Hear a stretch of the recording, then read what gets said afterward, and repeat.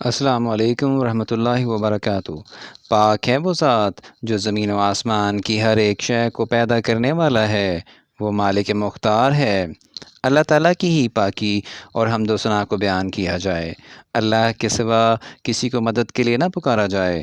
انسان خطا کار ہے، خطا کا پتلا ہے۔ ایک مرتبہ کچھ صحابی آپ صلی اللہ علیہ وآلہ وسلم کے پاس موجود تھے اور کہنے لگے کہ یا رسول اللہ، ہم میں سے کوئی ہر روز 1000 نیکیاں کیسے کرے؟ آپ صلی اللہ علیہ وآلہ وسلم نے فرمایا کہ وہ 100 مرتبہ سبحان اللہ کہے تو اس کے لیے 1000 نیکیاں لکھ دی جائیں گی اور اس کے 1000 گناہ بخش دیے جائیں گے۔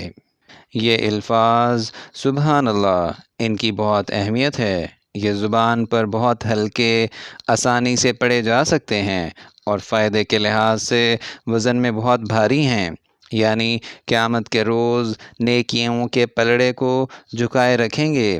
اگر کوئی شخص 100 مرتبہ سبحان اللہ و بحمدہ پڑھے تو آپ صلی اللہ علیہ وآلہ وسلم نے فرمایا کہ اگر اس شخص کے گناہ سمندر کی جھاگ سے بھی زیادہ ہوں گے تو مٹا دیے جائیں گے۔ ذکر الہی انسان کو کامیاب بنا دیتا ہے اور اس کی کامیابی دنیا ہو یا آخرت یقینی بن جاتی ہے۔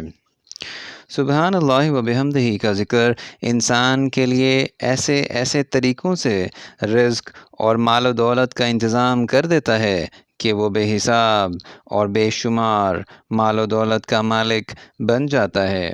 جن لوگوں کو اگر مالی پریشانی ہو وہ صبح شام 1000 مرتبہ سبحان اللہ و بحمدہ ہر روز پڑھ لیا کریں، تمام مسائل ختم ہو جائیں گے۔ اگر مال و دولت کی کمی ہے تو اللہ تعالیٰ بے حساب بے شمار رزق عطا کر دے گا۔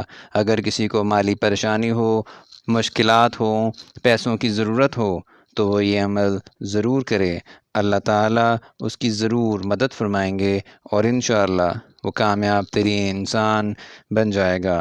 اللہ تعالیٰ آپ سب لوگوں پر اپنا فضل و کرم کرے، آمین یا رب العالمین۔